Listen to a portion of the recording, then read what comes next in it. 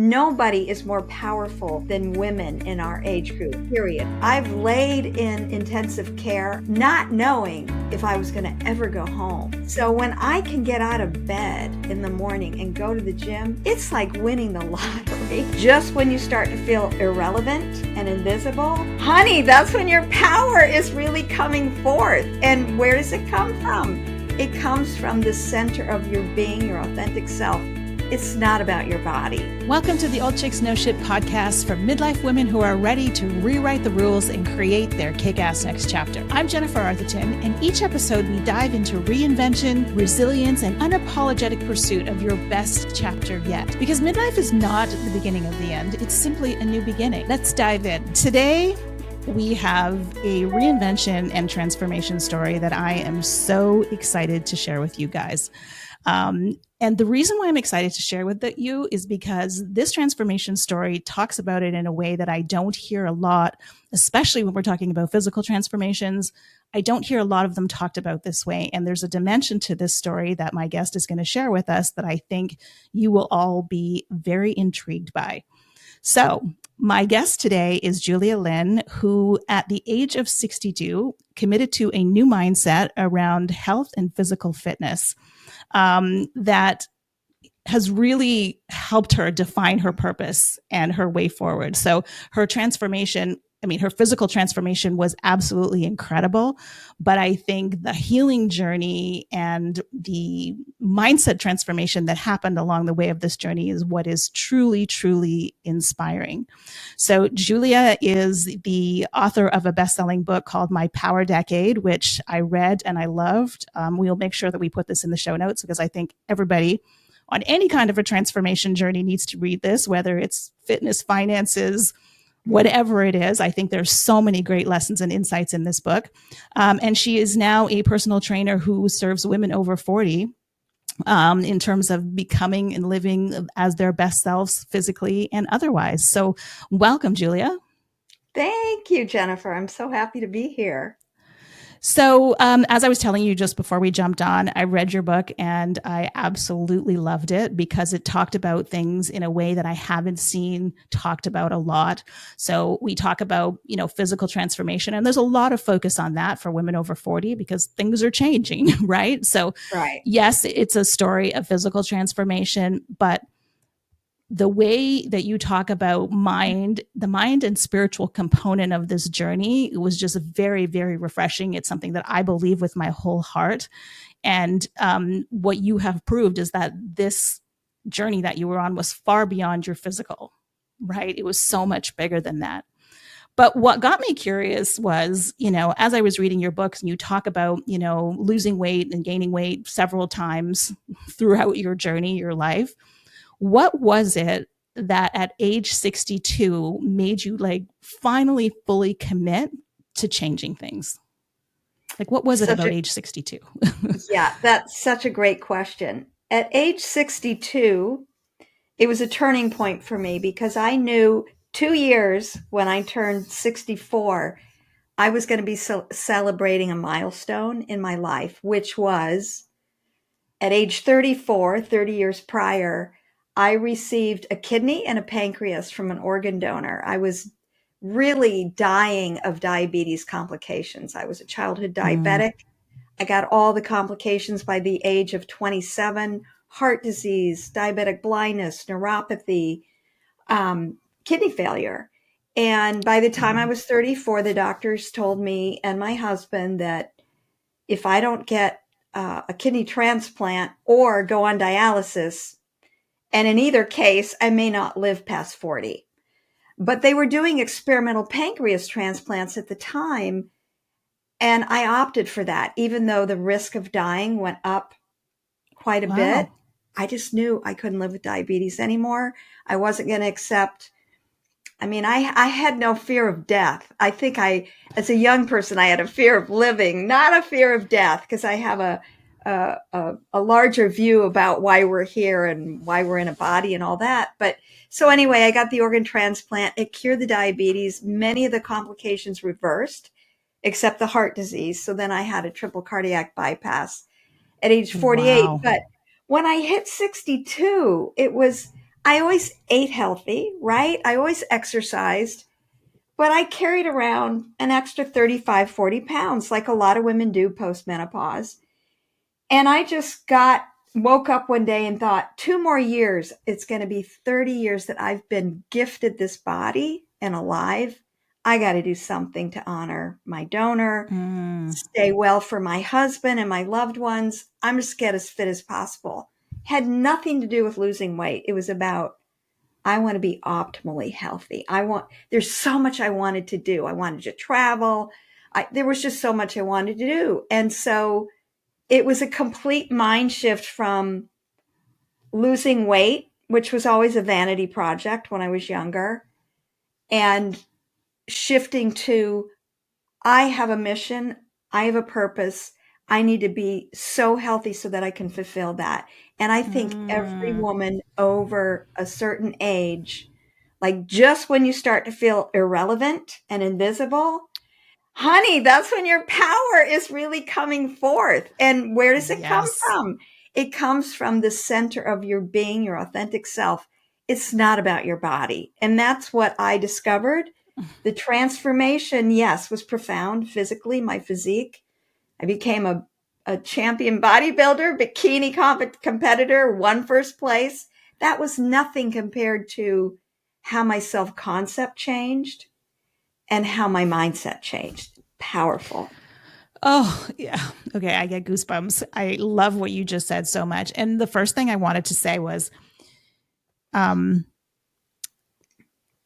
your motivation for, for wanting to lose weight wasn't coming from that there's something wrong that I need to fix. It was more like, I want to prepare myself for something greater. And and the way that you said it about wanting to do something to honor your body and the new organs that you had, that's so powerful. Because if you think about it, and I think about this all the time, if you think about everything that our bodies do for us day in, day out, all of the unseen processes like hearts beating and lungs operating and all of the processes that happen within the human body, it is a freaking miracle. Totally. And yet, most of us, especially as women, we have this really skewed view of our bodies. We, try to beat them into some kind of, look and shape. We tell ourselves all the time that our bodies are not right, that we're too this, we're too that, my thighs, But if you take all of that out and you just focus on the true miracle that's happening that literally keeps us walking and breathing and talking and, loving on our families, like if you look at it from that perspective, you can't help but want to honor this thing, this amazing creation. So true. It's so true. And for me, the disconnection for a lot of women is the disconnection between their soul self and their body self. And it's Oh, funny yeah. because a lot of people buy my book and they're like, there's no nutrition plan and no workout plan in there. And I always tell them it's not a how-to book. It's a how come. Like, how come a Yes. 62-year-old woman would decide, I want to get in the best shape of my life? To get in a smaller dress size? No. To get in a bikini? No. To look better? No. To actually pull forth my authentic self and have her express my beingness. And this is the thing with the difference between goals and vision. I work a lot with my members and clients. Goals are important in certain ways, but when you're talking Yeah. about your self identity, it's about vision. As long as you are saying, I don't have this, I'm not this, your subconscious is hearing, I'm not, I don't have, and the universe is hearing that too. And so you're not going to get it. But if Yeah. you step into the reality of you have a vision. So this authentic, ageless self that we all are, and women are, we're intuitive, we're nurturers, we're caregivers, we're amazing. We are really in touch with that part of ourselves, but we've been taught to ignore it. We've been taught to take care of other people first. We've been taught that we don't deserve it. We're selfish if we do. And yet she wants to come forward. And to me, that little voice we hear after a certain age, usually perimenopause, postmenopause, because your body changes, is like, oh my God, I got to get healthy. Oh my God, I don't like the Yeah. body I'm in. Oh my God. It's your soul self saying, I'm ready to step forward. So we need to clean up the false ideas. You got to stop dimming your light, and you need to come forward. And that's the vision. It's not a goal. It's who you already are. Yeah. I love that you distinguish goals and vision. I am a huge, huge believer in the power of visualization. Like, it's a huge Yeah, part of my own life. totally. I use it in all aspects of my life, from, envisioning how conversations are going, envisioning how this podcast is going to go, envisioning pull-ups at the gym, right? Like, if I have a number, like I rehearse in my mind doing it before I actually even step up to the bar, right? Yeah. And it is a very, very powerful thing.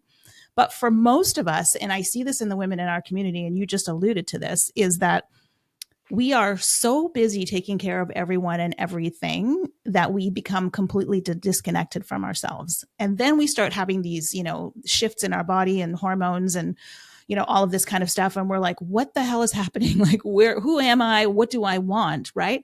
But because we've been disconnected from ourselves for so long, it can be really hard to get to that point of vision. Right? Like, how can I create a vision when I don't even know what it is that I want, or even who I am? Like, I mean, that was a huge part of my own story. Like, I had no idea who I was.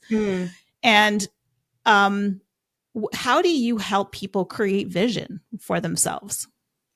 First of all, I give them permission not to start any kind of change from an external set of circumstances. Right. I encourage them to adopt a practice of some sort of meditation to calm the parasympathetic nervous system, but also to start listening to that still small voice within.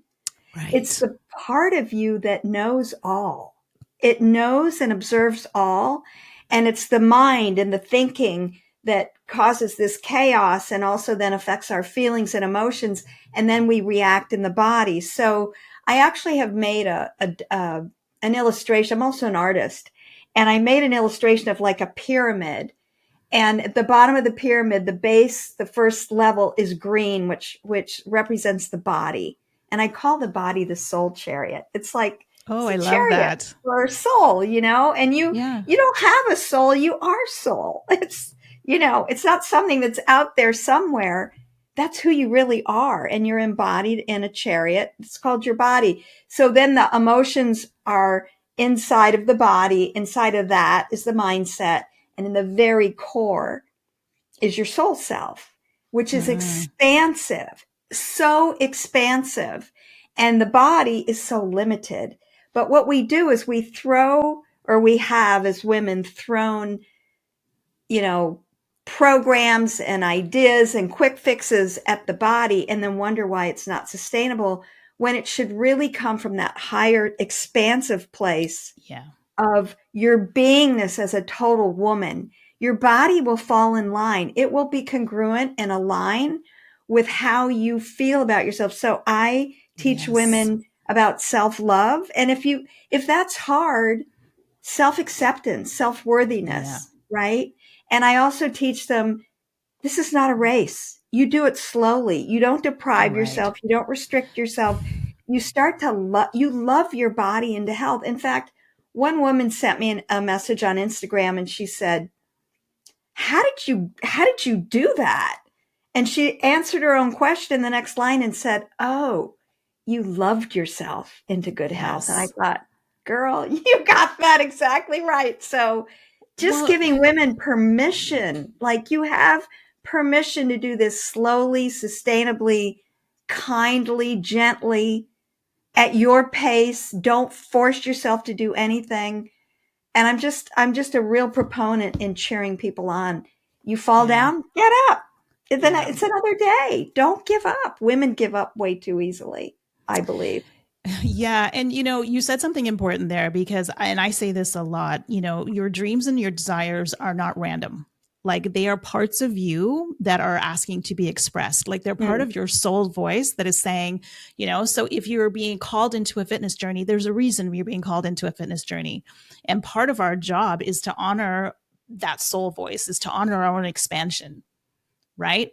Absolutely. But as human beings, as a soul living on this planet, in this culture, I mean, so much of what we are served up as women comes from the place. I mean, in every mainstream advertisement that you see comes from the place of for women, there's something wrong with you that you need to fix. And so we're coming from this basis of I'm fixing something that was wrong, as opposed to I'm growing into something. Right. And that's those two foundations are very, very different, right? Coming from fixing wrong versus growing into something. Yeah. Yeah. And I always say you cannot paint a car red and expect it to go faster. And if women take their reality and their sense of value from an external source rather than that internal source that is connected to the divine, and the divine can mean anything to anybody. Everybody has their own, even an agnostic or an atheist knows that there's something within them that is powerful, and it's could be their conscience, their high sense of ethics and morals. It could be their sense of right and wrong, or for someone else, it could be, a spiritual teacher or God or the universe. That to me is our divine birthright that we also ignore. And we separate our body because we identify so much being in a physical vehicle. We forget, like, what if anybody's ever been at the bedside of a loved one when they've passed away, some light goes off and they're gone. It's like, it's just a lump of clay that's left behind. Mm-hmm. This is not who we really are. And I think a lot of the weight that women in our age group need to lose is the weight on their heart, on their soul. And what it does is it shows up in their body. So they're trying to lose weight in their body when it's really needing to address the wounds and the traumas and all the stuff that maybe we've carried since childhood and is lodged in the subconscious. Yeah, there's one line you say in the book where you talk about, and you talk about low self-esteem a lot in the book, but there's one line where you said low self-esteem can be buried so deep that we aren't even aware of it. And, so we're longing for this thing and we think, okay, I'm going to go and I'm going to lose the 30 pounds and it's all going to be good. But now we're just low self-esteem in a 30-pound less body. Exactly. Right? Yeah. Exactly. Yeah. It's so interesting, uncovering. I mean, all of us have the thought stream, the beliefs, right? And uncover that we don't even know are there. Like they're buried so deep in our subconscious, these limiting beliefs that we have. And then when we become aware of them, when we see them, it's like, if you do the work to see them, you can't unsee them. Right? Like once they're presented to you. So true. And then, that's when you can then start dealing with them. That's when you can then start healing them, which will have a profound impact on whatever your goal is, whether it's money, whether it's a new career, whether it's physical fitness. Like you can't create a new outcome from an old story. Right. And very often those thought patterns or those feelings we have that we're not aware of are so habitual and they run in the background all the time. And I think that for a lot of women, physical fitness just means the body. Actually, fitness means every level of your being. And what I've discovered in my own life and in the lives of my successful clients is that they get on this journey and their mindset changes, and it doesn't become this thing where, oh, I'm so motivated every day to get up and I got so much discipline. It's like an unfolding into a new consciousness that has its own rhythm and its own cadence that's very natural to who they are. So they don't have to try so hard. Right. And as the transformation happens, not only does their body change, their life changes because the vibrations and the frequency they're putting out through these new thought forms and this new, dedication to self-love and taking care of themselves ripples out, and they find, oh my God, I'm moving to a new city, or I got a new job, or, oh my gosh, this relationship is ending, or, things like that. It's not just your body. It's like this holistic hologram of your life we're talking about. And if you just say, oh, I want to be able to buy or wear a bikini this summer, or I want to lose weight for my daughter's wedding, then what? Okay, what if you get Right. there? Then what happens? What do you do after that? If you haven't done the inner work, you'll just go back to default to your unhealthy physique before. Well, yeah. I mean, you know, you look around and you see the, 8 week, 12-week, 16-week transformation, right? And it's easy to knuckle down for 16 weeks and get to the thing. But like, Hmm. right, like you said, okay, so 16 weeks are over and the habits and behavior that got you to where you were before are still there. Right. So you just naturally revert back to. That's why people keep losing the same pounds over and over and over again for their entire lives. Yeah. Yeah. And Yeah. that's really it. What it does is it embeds a sense of self-betrayal in women in particular. Mm, And we lose trust in yes. ourselves, right? And then we Oh, don't trust, yes. we reflect and project that on others. So we have mistrust and we have a sense of, unworthiness. And so many women, and I would say women have to be ready if they're going to work with me. The ones that come and go, I just don't want to fail again. It's kind of like that's not the attitude to go into. You have to go Mm, in with the attitude, I intend to win. And, a lot of women too have a hard time giving up alcohol.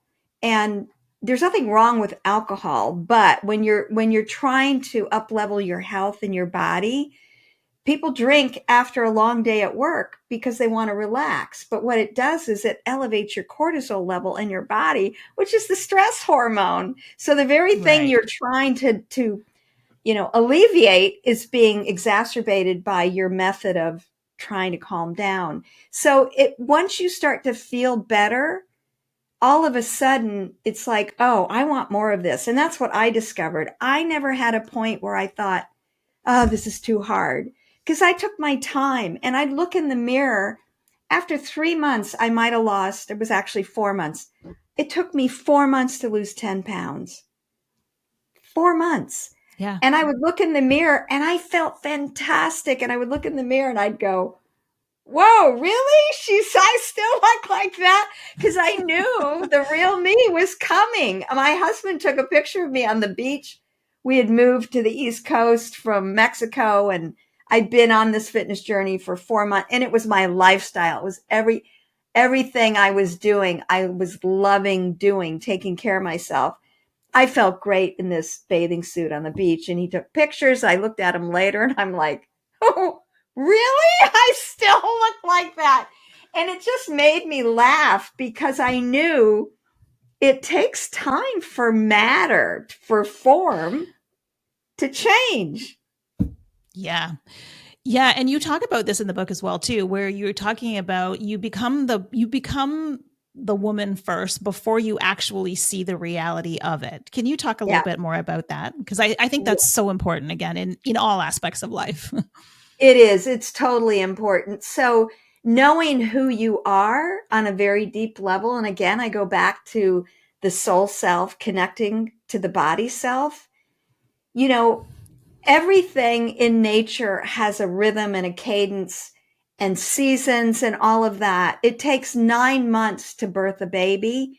And yet, women like, I want to lose 30 pounds in 2 months or 4 weeks or whatever, not really respecting the rhythms of, because your body is matter. It's Hmm. matter. It's plastic.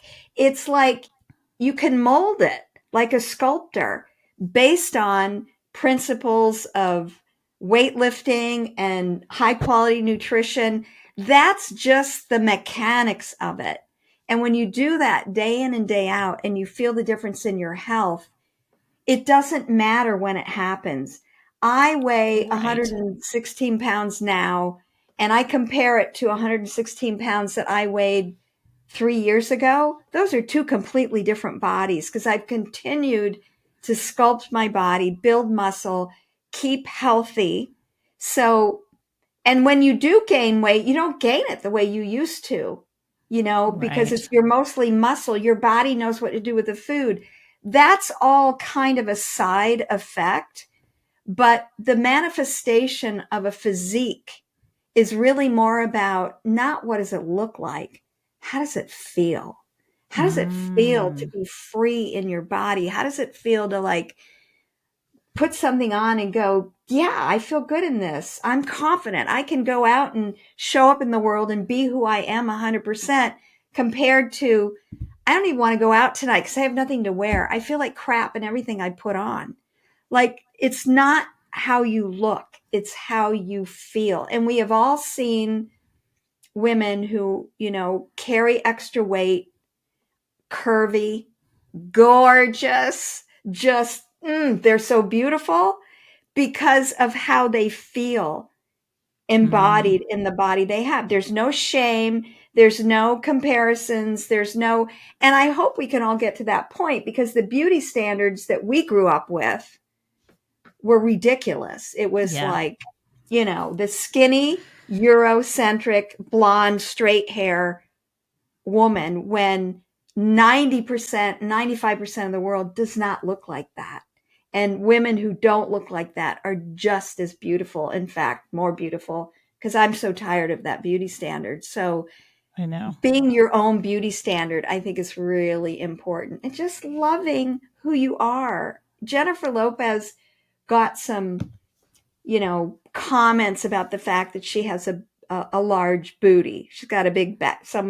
She said, people are always making comments that I have a large backside. And she's like, I'm Latina. We have big booties, okay? And I thought, you own that. Yeah, I love that about her, because, and I'm not particularly a fan of her, but just the evidence of a woman saying, yes, this is me. And when we age, yes, I have crepey skin.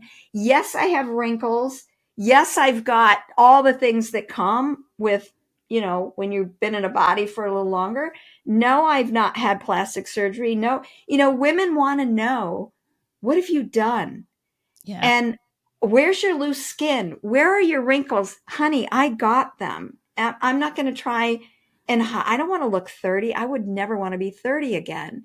But women want to know, do I have to go under a surgeon's knife to get the results you did? Do I have to take like the steroids they take at the gym to get muscles like you have? And the answer is always no, no, no, no, you don't have to do that. But you have to be willing to put in the work, be consistent, and really dedicate yourself to a healthy future, because it's going to happen fast. If you're unhealthy, things can spiral down very quickly. And until they do, we think it's never going to happen, Yeah, that's so true. But I mean, not only do you have to do the work, take the actions for sure, but there's also, the thoughts, the mindset that's associated with that, because you can take all the actions with the wrong thought pattern and it still won't get you there.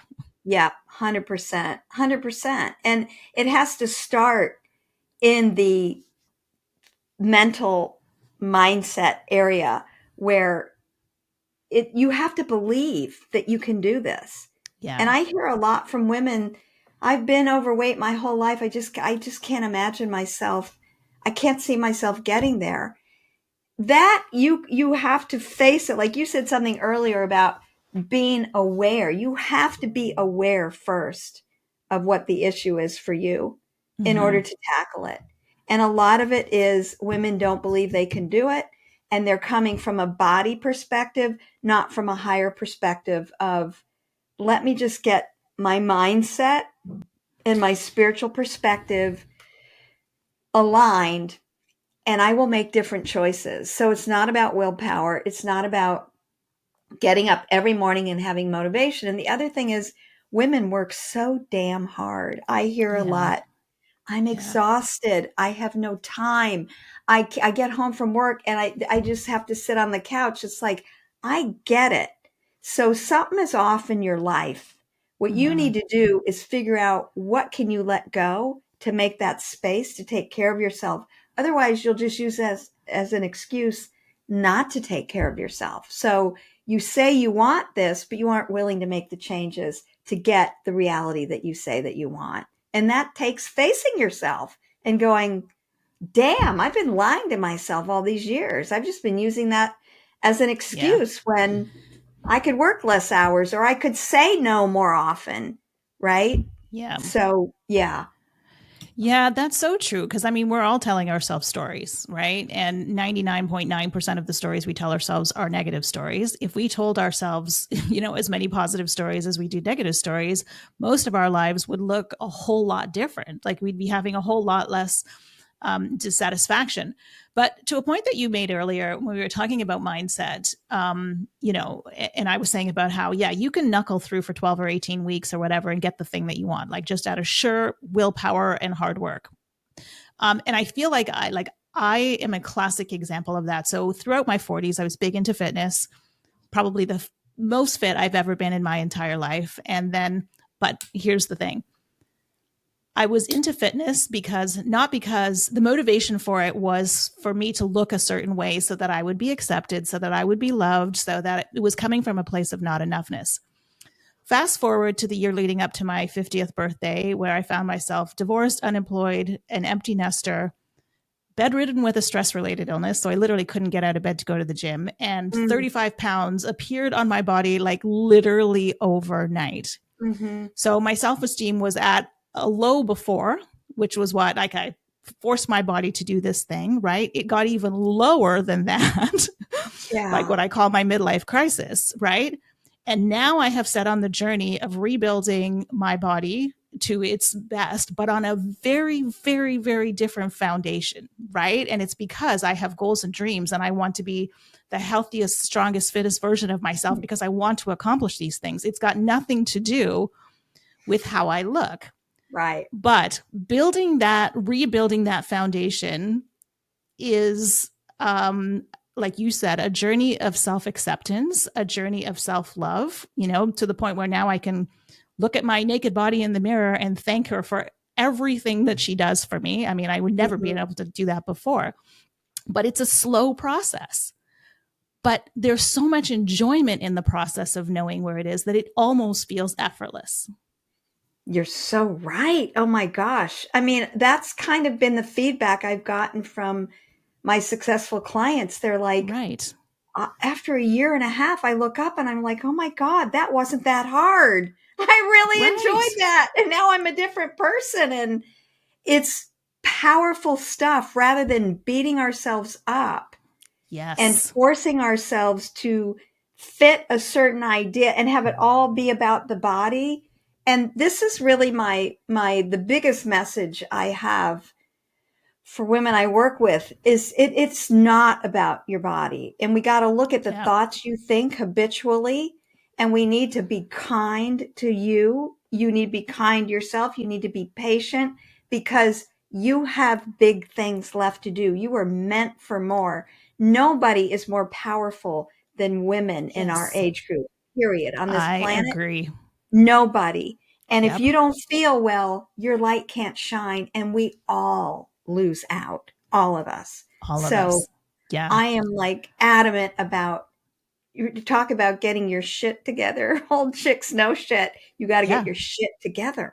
You've got to, because the universe is waiting. Your life's fulfillment is waiting. I mean, you're here for a purpose. And if you don't feel well, you're going to sit on the couch and go, I don't have the energy. I can't. So step up and take action, but listen to those soul whispers. Listen to what that authentic self is telling you.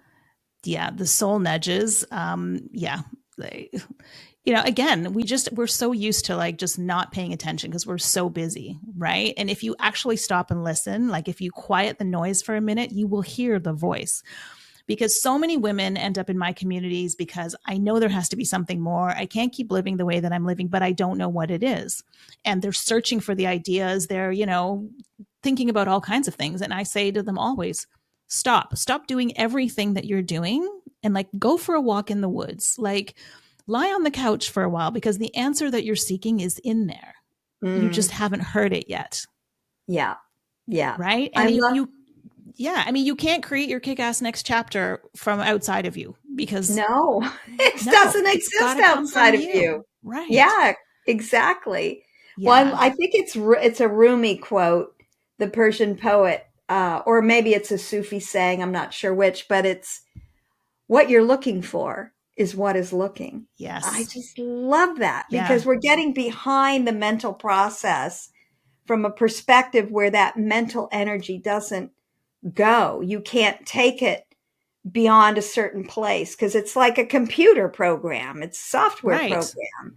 And, outside of that machinery is that all knowing part of each one of us. And I love people and I love meeting new people and just acknowledging that part of who they are. I Mm. don't care if they're a homeless addict on the street or they're a CEO of some billion-dollar company, there's still soul in there having their Yeah. own experience, which is their own experience. But I love finding that spark inside and you can see it in people's eyes, when they're Yeah. receptive. And we can also be that to other people. That part of us can shine out of our face because we Yeah. feel good, not because Yeah. we're so beautiful or we've lost weight or whatever. It's really because we're grateful to be alive. We've been gifted this body and we know we've got things to do. And women are not done at this age. I mean, I'm 67. I Yeah. I'm just going to keep going until this meat suit Yeah. says, "Okay, time for Well, the crematory." yeah. Well, but that's the thing, right? Like, we live in a culture that says, as soon as you reach 50, it's the beginning of the downhill slope to old age oblivion, right? Which is so far from the truth. And It is. this was the big realization for me. Here I was 50, basically having to reinvent my whole entire life. And after throwing myself a big old pity party for a long time, one day it dawned on me that I'm like, I have a 30 or 40-year chapter ahead of me. Mm, Like, this is the longest chapter of my life yet. And am I really just going to sit around for 40 years and wait for the mm, end? I'm like, okay, that's absurd. yeah. Right. But it was only then that it clicked because I was buying into the narrative that, nobody starts over at 50. It's the beginning of the end. It's just pack it up and coast into the finish line, which was really depressing. Right. Mhm. It is depressing. Yeah, Yeah. and I knew that I had so much more that I wanted to do, I wanted to experience, I wanted to, and that realization that I'm like, okay, I could have two or three other lifetimes in this what's left of my life. It's not even close to over. But like this cultural narrative that says, oh, I'm too old, that at some arbitrary age I'm no longer smart enough, capable enough, which again is such BS because it truly is, I believe, the most powerful chapter of our lives yet. It is. It totally is. In fact, Yeah. there's research studies. There's a woman named Becca Levy who she's got a PhD in gerontology, and she did a Mm, study that proved that women and men that buy into the age myths live 7 years less than people who don't accept those myths. yeah. And it's kind of like a death wish, like, oh my God. I think my mom, even at 85, well, she had heart trouble, but she had kind of given up. She was ready to go. She was just sort Yeah. of, and she was healthy and vibrant and all that, but she was just tired. And I Right. feel like we, I don't know about you, Jennifer. Tell me what you think about this, but I feel like women in this year in particular are being called forth to step up, do the work, and like be available for whatever it is we need to do going forward because the world is in chaos and Yes. women are a stabilizing influence. Do you feel like women are being called forth in a big way? Oh my goodness, do I ever? Yeah. I run a mastermind group for midlife women called the Maven Collective, and the women who are stepping up to do this work are all absolutely incredible. So these are women who are reinventing themselves, reinventing their lives, like really reaching for their highest potential in this next chapter. And every single one of these women is coming at it from the position of how can I make an impact? What problem can I solve? How can I make the world a better place? And being surrounded, I mean, like, that's my motivation. That's your motivation. It's all of ours. I truly believe that midlife women are going to change the world because there is so much knowledge and wisdom and experience. And when you package that up with the right mindset and belief, right? And we're literally unstoppable. Yeah. And I it's the same totally, with the women that I interview on this podcast. It's the same thing. Like, they're all doing incredible things in the world. yeah. Makes me so Yeah. happy. It's so powerful because I believe that we're here to give service in Yeah. whatever way is unique to us. Yes. And, if you are a, developed growth mindset individual, here we are on planet Earth in this time era. I feel like we've earned the right to be here because we have work to do Yep. together. We really Yes. do.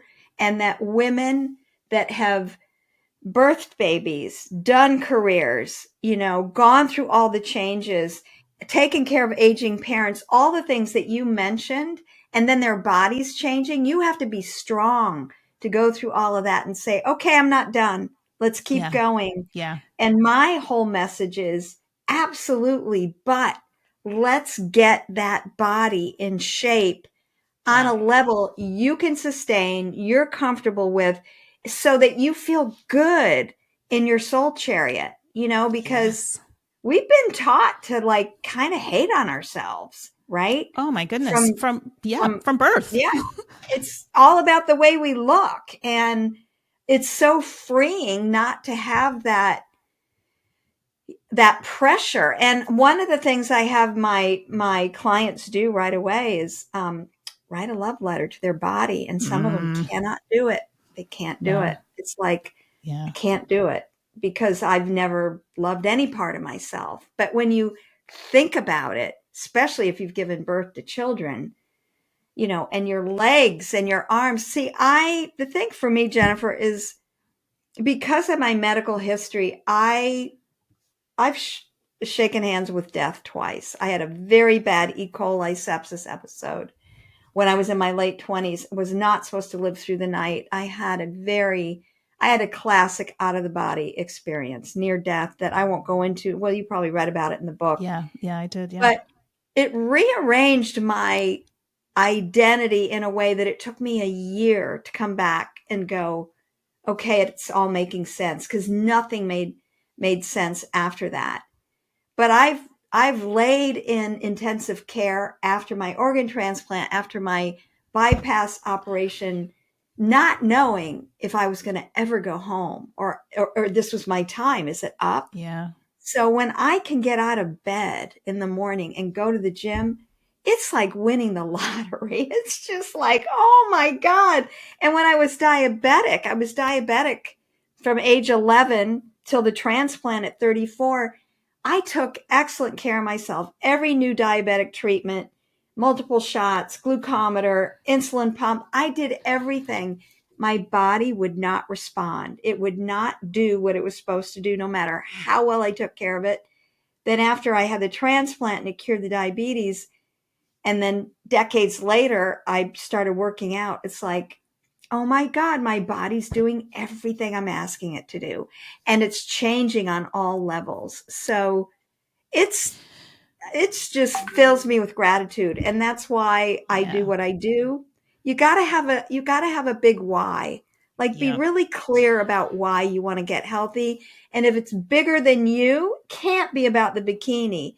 It's got to be about, I want to play with my grandchildren. I want to travel. I want to take this Mm-hmm. unique talent and skill I have and serve other people. It's got to be so much bigger than, I want to get in a Yeah. size 2 dress or anything like Yeah. that.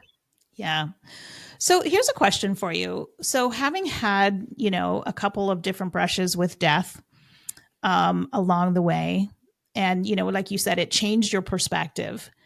Um, and maybe I'm reading this wrong from the book, so correct me if I'm wrong, but like, the journey between, those near death experiences and then finally starting to be like, okay, there's a number of years in there. I'm like, okay, now I'm doing it. What was that part of the journey? Because like, when I read the book, I was like, oh, okay, near death experience, you wake up and all of a sudden everything changes. But that's not in fact the truth. Yes, you were aware of it, but there was still a journey to get to the place where you actually, and I truly believe in divine timing, but I'm like, what was that journey like from, near death till, okay, now I finally get it and I'm going to make a change here? Well, I think what it did was the near death experience took away my fear of living. I didn't have a fear of death ever.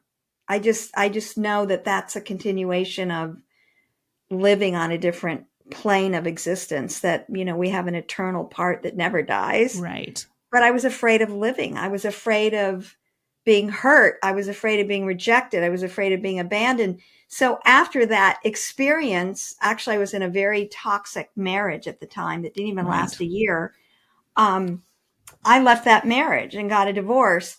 And what it gave me going forward was this unbreakable trust in, I'm here for a reason.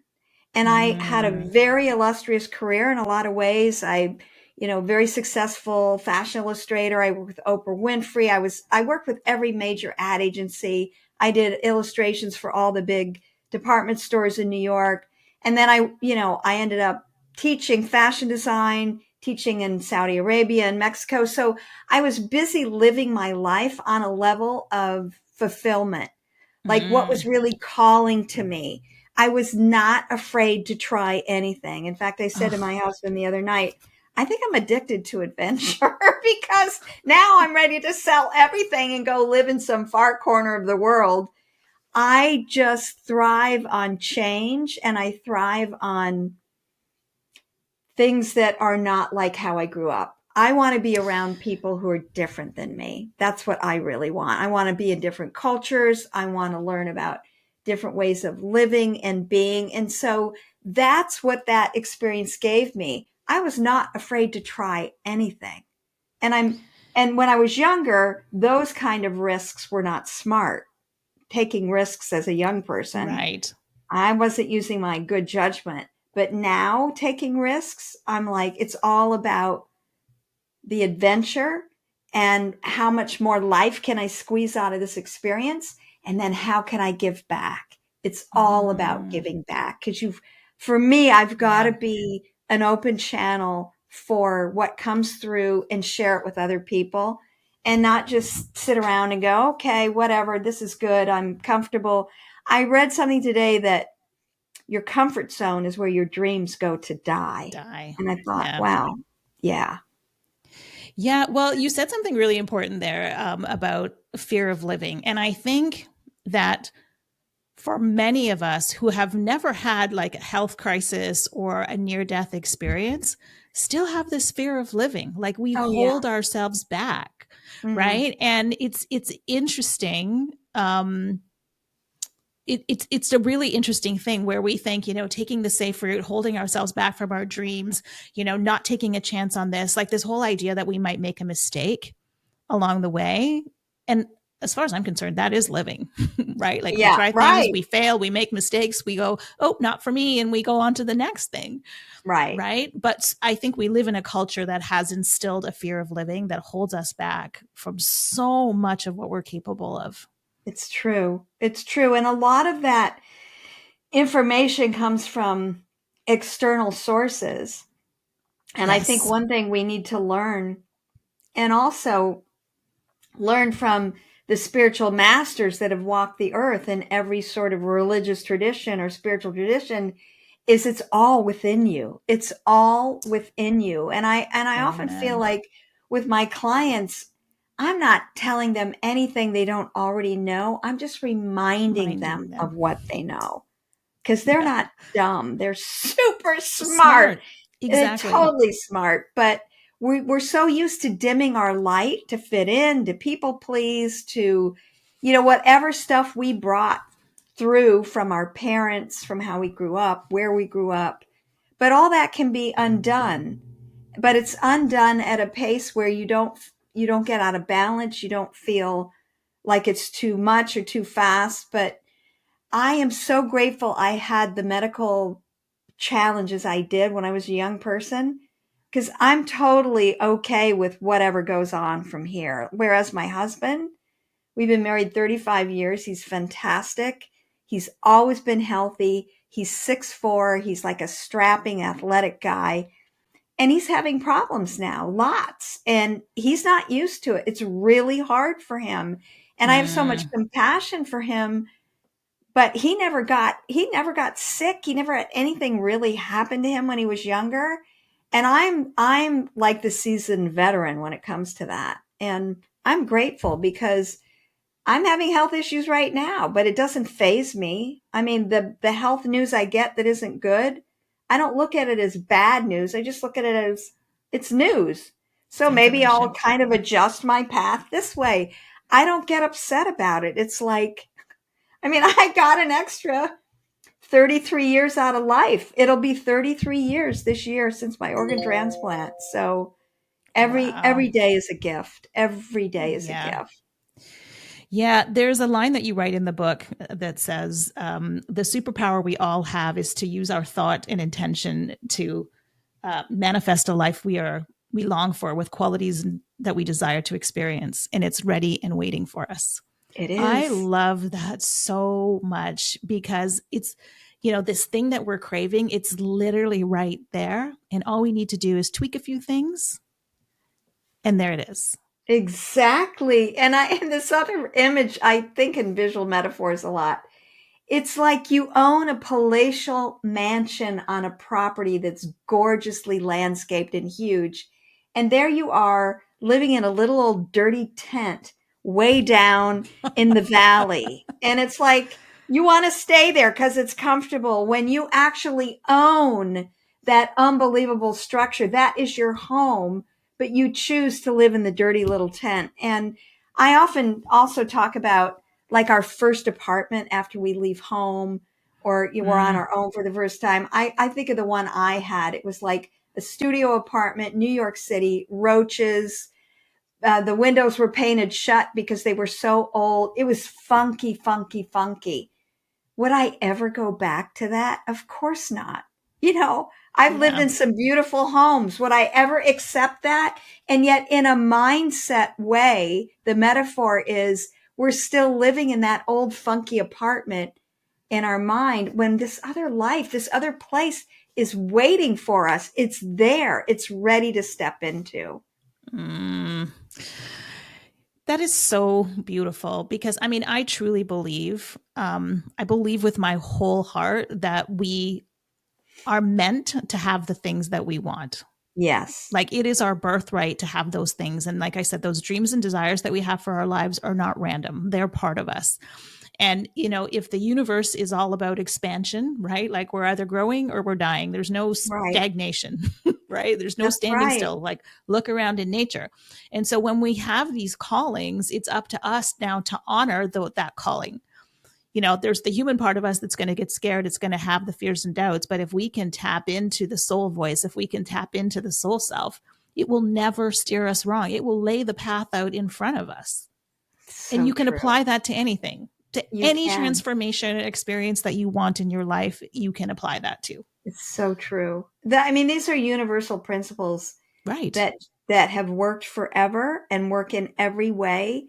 And I feel like that disconnection between the soul self and the body self and the through line that happens between those two aspects of our being has been so severed for Yeah.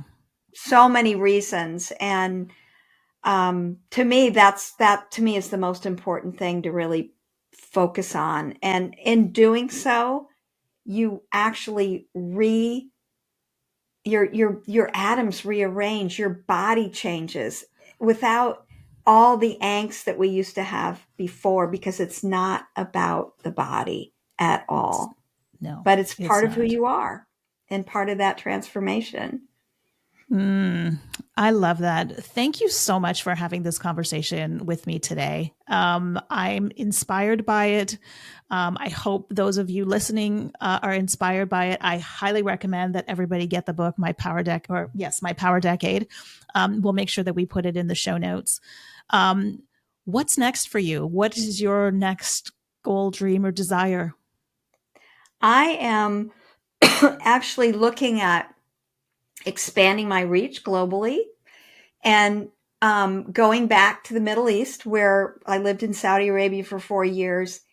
And my deepest desire right now, there's so much going on in Saudi Arabia with women's rights, with women, the ban was lifted for them to drive. They don't have to cover in public anymore. The gender segregation has gone away. There's tremendous change going on very quickly. And I have a lot of former students that I love and keep in contact with, and with their families. And it's a hard navigation. And it's not like, okay, I'm going to go in there and help everybody do this thing. But I want women to be in touch with their incredible potential. And if I can help women going through societal and cultural changes like that without touching anything that's sacred to them, because I have a really healthy respect for Islam, and I think Muslims are just amazing human beings. And from the West, if you look at what goes on in the Middle East, you don't get the full picture, and the media doesn't paint the full picture. People were like, how could you live there when women are so oppressed? They're not any more oppressed there than they are everywhere. It might just look different to you because it's a different culture. So what I really want to do is connect with women in that part of the world and help them discover the potential they have within to really excel. And Arab women are incredibly intelligent, incredibly hard workers, and incredibly loving beings. I just absolutely loved living there. So that's in my future. Oh, I love that. What a beautiful thing that is. Oh, thank you. Thank you. This was just a beautiful conversation. To those of you listening, I hope you were as inspired as I am. And if you like what you heard today, I would love it if you would share this episode with a friend, a family member, or somebody you think that could get something out of it. Or you could go leave us a 5-star review on this episode. So thank you all for tuning in. Thank you, Julia, for sharing your wisdom with us. And until next time. Thank you, Jennifer. Thank you so much. Thanks for listening to the Old Chicks No Shit podcast. If you like what you heard, the greatest compliment you could give us would be to comment below and subscribe. Or better yet, you could share this episode with a friend, a relative, or somebody you think could get something out of it. And remember, midlife is not the beginning of the end. It's simply the beginning of your kick-ass next chapter.